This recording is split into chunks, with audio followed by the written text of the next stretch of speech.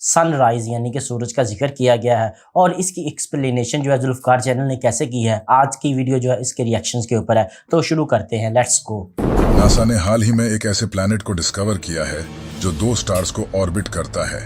اس plant پر آپ ایک نہیں بلکہ 2 سن سیٹ اور سن رائز کو دیکھ سکتے ہیں۔ اس پلانٹ کا نام ہے کیپلر 16b۔ اسے ناسا نے 15 سپٹمبر 2011 کو ڈسکور کیا تھا، اور اسی پلانٹ کا قرآن کی سورہ المعارج میں ذکر ہے۔ تو مجھے تمام مشرقوں اور تمام مغربوں کے رب کی قسم، بے شک ہم ضرور قادر ہیں۔ قرآن میں سورج سے ریلیٹڈ یہ انفارمیشن بہت کمال کی ہے۔ سورج میں 92% ہائیڈروجن اور 8% ہیلیم ہوتا ہے۔ پیریوڈک ٹیبل میں ہائیڈروجن کا سمبل H ہے، جو عربی میں ہاں بنتا ہے۔ قرآن میں ایک سورت ہے جس کا نام ہے سورہ الشمس۔ اس سورہ کے نام میں شمس کا مطلب بھی سورج ہے۔ اس پوری سورہ میں 15 آیتیں ہیں، اور ہر آیت ہا لفظ پر ختم ہوتی ہے۔ مائنڈ بلوئنگ یار، مائنڈ قرآن بلوئنگ۔ کی واحد ایسی سورہ ہے جس کی ہر آیت ہاں لفظ پر ختم ہوتی ہے۔ کمال ہے یار۔ یہ سورہ قرآن کی 91 سورہ ہے، اور آپ حیران ہوں گے کہ سورج بھی یونیورس کے بننے کے 91 ملین ایئرز بعد ہی بنا تھا، 1 ایئر اور ملین زمین کے اور بعد سورج یعنی کے درمیان کا کم ترین فاصلہ بھی 91.4 ملین مائلز ہے، جو کہ اس سورہ کا نمبر ہے۔ کمال ہے۔ یہی نہیں، زمین اور سورج کے درمیان کا ایوریج ڈسٹنس 15 کروڑ کلومیٹر سے، وہ 15 اور اس یہ ذہن میں سورہ رکھنا میں ٹوٹل آیات بھی 15 ہی ہیں۔ ہیں۔ اسی طرح سورج کے کور کا ٹیمپریچر بھی 15 ملین سیلسیس 15 ہو گیا ہے، بالکل جتنی کہ اس سورہ کی ٹوٹل آیات ہیں۔ کیا کمال ہے۔ 15 1915 میں آئنسٹائن نے جنرل تھیوری آف ریلیٹیوٹی کو لکھا۔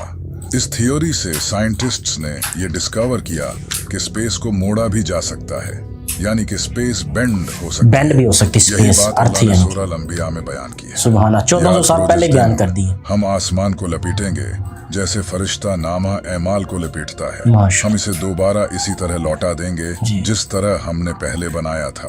یہ ہمارے اوپر ایک وعدہ ہے، بے شک ہم ضرور یہ کرنے والے ہیں۔ 2006 تک انسانوں کا یہی ماننا تھا کہ انسان کے بال سفید صرف بڑھاپے میں ہی جا کر ہوتے۔ ایسا نہیں ہے، لیکن قرآن نے 1400 سال پہلے ہی بتا دیا تھا کہ انسان کے شوق کی وجہ سے بھی اس کے بال جو سفید ہو جاتے ہیں۔ کمال ہے یار۔ تم کفر کرو گے تو اس دن سے کیسے بچو گے آخرت کے جو دن بچوں کو بوڑھا کر دے گا۔ اس کے علاوہ یہ سیکرٹ بھی کمال کا ہے۔ جب ایسٹروناٹ سپیس میں جاتے ہیں تو سپیس ان کی آنکھوں کی ویژن کو بلر کر دیتی ہے، اور وہ ڈیپتھ پرسیو نہیں کر پاتے۔ سپیس کئی ایسٹروناٹس کی آنکھوں کو افیکٹ کرتی ہے۔ قرآن نے اس کا سورہ ہجر میں ذکر کیا ہے، اور اگر ہم ان کے لیے آسمان میں کوئی دروازہ کھول دیتے تاکہ دن کے وقت اس میں چڑھ جائیں، تب بھی وہ یہی کہتے کہ ہماری نگاہوں کو بند کر دیا گیا ہے۔ سائنٹسٹس نے یہ ڈسکور کیا ہے کہ انسان کی ہڈیاں موت کے بعد پتھر اور لوہے میں بدل سکتی ہیں۔ اسے پیریٹائزڈ فاسلز کہا جاتا ہے۔ اس کا ذکر قرآن نے 1400 سال پہلے سورہ الاسراء آیت نمبر 49 میں کیا ہے، اور انہوں نے کہا، کیا جب ہم ہڈیاں اور ریزہ ریزہ ہو جائیں گے تو کیا واقعی ہمیں نئے سرے سے پیدا کر کے اٹھایا جائے گا؟ تم فرماؤ کہ پتھر بن جاؤ یا لوہا۔ یہ جان کر آپ حیران ہو جاؤ گے۔ کیا آپ کو پتا ہے کہ فیمیل سپائڈر بچے پیدا ہونے کے بعد میل سپائڈرز کو مار کر پھینک دیتی ہے، اور پھر کچھ وقت بعد جب بچے بڑے ہوتے ہیں تو وہ اپنی ماں کو مار کر پھینک دیتے ہیں۔ کتنی حیرانگی کی بات ہے کہ ایک میل سپائڈر جو ہوتا ہے بچے پیدا کرنے کے بعد فیمیل جو ہوتی ہے وہ اپنے خاوند کو مار دیتی ہے، لیکن اس سے بھی حیران کن بات یہ ہے کہ وہی بچے جب جوان ہوتے ہیں تو اپنی فیمیل یعنی کہ اپنی والدہ کو مار دیتے ہیں۔ یعنی کہ اس دنیا کے بارے میں خدا کی ذات نے پہلے ہی فرما دیا تھا کہ یہ مومن کے لیے قید خانہ ہے۔ یہ وہی جو ہے اس کی ایکسپلینیشن ہو رہی ہے۔ آگے کیا ہے مزید؟ دنیا کا سب سے برا گھر ہے، اسے بھی قرآن میں بیان کیا گیا ہے۔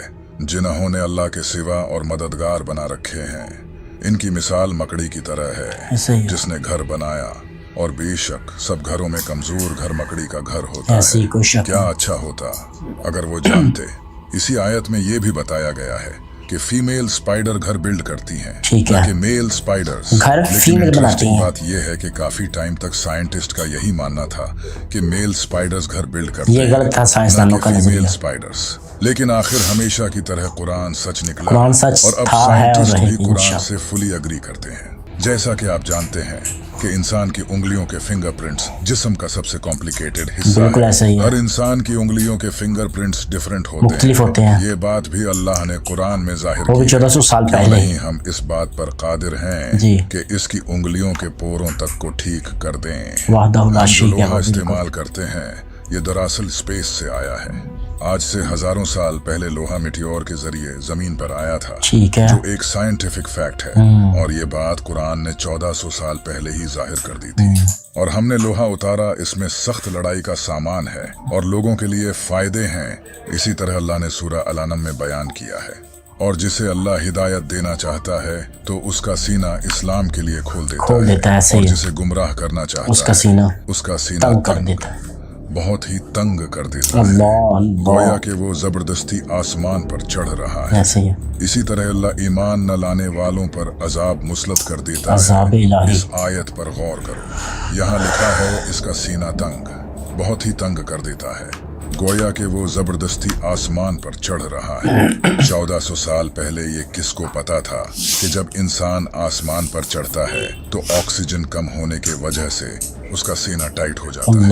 क्या आपको पता है कि समंदर की कोर तक सनलाइट नहीं पहुंचती? ये तो पता है। सनलाइट समंदर में 200 मीटर तक ही पहुंच उससे नीचे नहीं जाती। लेकिन अगर ये सच है तो फिर समंदर के डीप में जो जानवर हैं वो आखिर कैसे जिंदा रहते हैं? सवाल तो अच्छा है वैसे। इसके बारे में कुरान में अल्लाह का फरमान है कि अल्लाह समंदर में वहाँ भी रोशनी देता है जहाँ इंसान अपना हाथ तक नहीं देख सकता। कमाल है यार, साइंस ने ये डिस्कवर किया है कि समंदर के डीप में ऐसे ऑर्गेनिजम्स होते हैं जो लाइट प्रोड्यूस करते हैं।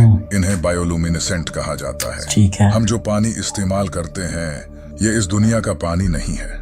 आज से हजारों साल पहले मीटियोर के जरिए ये पानी इस दुनिया में आया है। बहुत सी जियोकेमिकल स्टडीज से ये पता चला है। काश लोग पहले कुरान पढ़ते। ऐसे ही था, काश लोग पहले कुरान पढ़ लेते। और हमने आसमान से एक अंदाजे के साथ पानी उतारा, फिर उसे जमीन में ठहराया, और बेशक हम इसे ले जाने पर कादिर हैं। ये है रोसेट नेबुला। इसे 17th सेंचुरी में ब्रिटिश एस्ट्रोनॉमर जॉन फ्लैमस्टीड ने डिस्कवर किया था। ये नेबुला भी अल्लाह ने कुरान में जाहिर किया है। फिर जब आसमान फट जाएगा तो गुलाब के फूल जैसा सुर्ख हो जाएगा, जैसे सुर्ख चमड़ा। इंसानों और जानवरों के जिस्म में क्रोमोसोम्स की तादाद भी अल्लाह ने कुरान में बताई है। कुरान की सूरह ज़लज़ला में लफ्ज इंसान से पहले 46 लेटर्स आते हैं। आप जानकर हैरान हो जाओगे। इंसानी जिस्म में क्रोमोसोम्स भी 46 ही होते हैं। इसी तरह इस सूरा में लफ्ज बंदर से पहले 48 लेटर्स आते हैं। बंदर के जिस्म में क्रोमोसोम्स भी 48 होते हैं। इस सूरा में लफ्ज शहद की मक्खी से पहले 16 लेटर्स आते हैं। शहद की मक्खी के जिस्म में क्रोमोसोम्स भी 16 ठीक होते हैं। इस सूरा में लफ्ज घोड़े से पहले 64 लेटर्स आते हैं।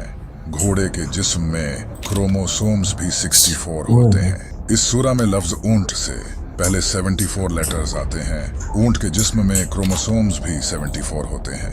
अल्लाह ने कुरान में फरमाया है, बेशक आसमानों और जमीन की पैदाइश और रात और दिन की बाहिम तब्दीली में अक्लमंदों के लिए निशानियां। दुनिया में कोई ऐसी किताब नहीं जिसके हर सेंटेंस में इतने राज छुपे कोई भी नहीं। आज से 1400 साल पहले किसी इंसान के लिए ऐसी किताब लिखना तो इम्पॉसिबल था। तब तो इंसान के पास कोई खास टेक्नोलॉजी भी नहीं थी।